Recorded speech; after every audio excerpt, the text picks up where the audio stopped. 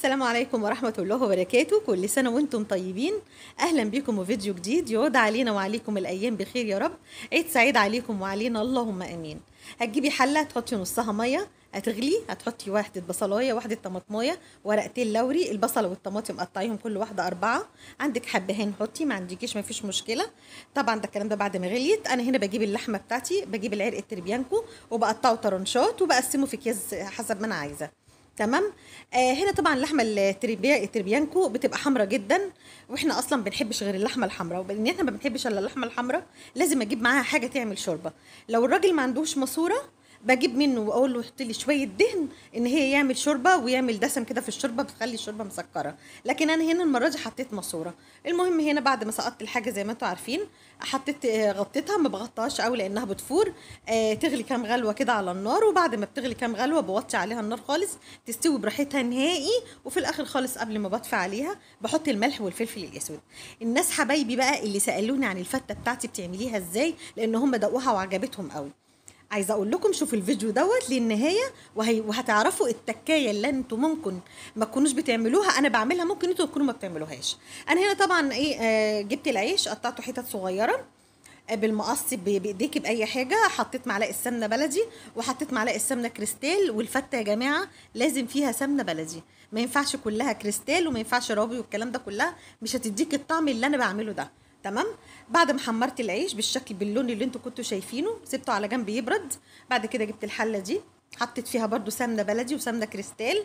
يعني ما بقدرش ان انا اعملها كلها بلدي لانها هتكلفني كتير وهتهدر من السمنه كتير، والسمنه غاليه وانتوا عارفين. جبت كيلو رز غسلته وسبته يتصفى خالص من ميته. بعد ما حطيت السمنه طبعا ساحت او قدحت شويه، احط الرز وافلفله كويس جدا. تمام. ده كيلو رز، انا طبعا عامله كيلو رز.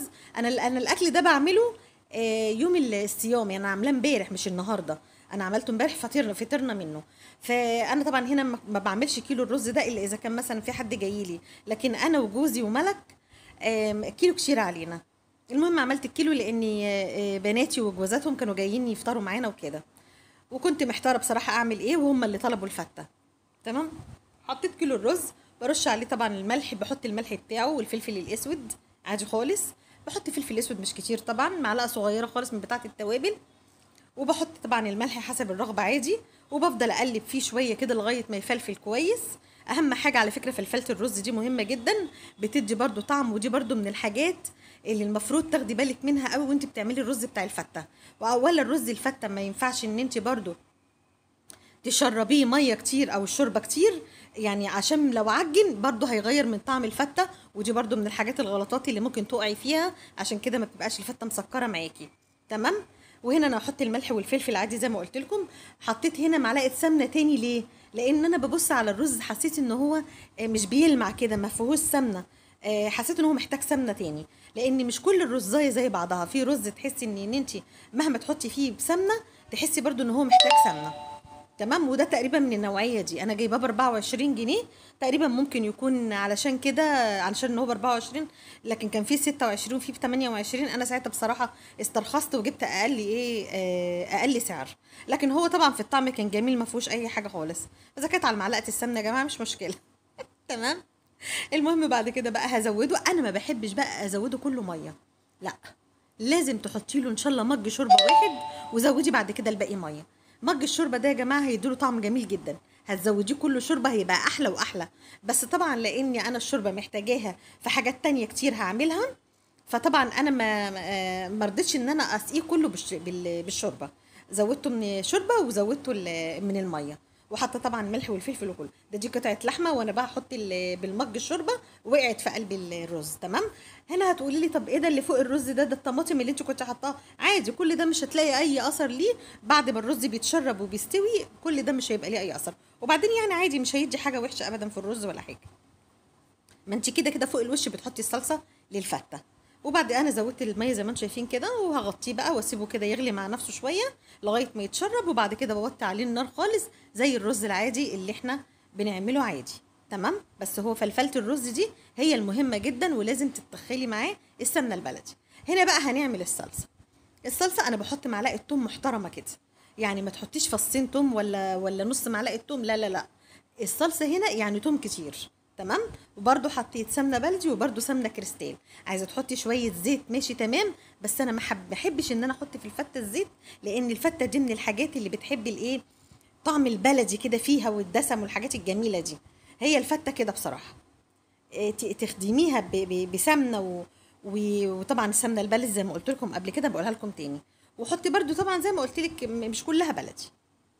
ادي معلقه توم كبيره زي ما انتم شايفين، وهحط برده حته تاني، لان هي الصلصه دي يعني عايزه اقول لك ان هي اساسها التوم. وكزبره الناشفه طبعا يا دوب تصفر كده شويه. خلاص. وبعد كده طبعا هحط الطماطم، والطماطم بقى زي ما انت عايزه شفشق نص على حسب العدد بتاعك اللي انت عايزاه. انا هنا بس بوريكم ان انا السمنه بتبقى قد ايه فيه والثوم وكده.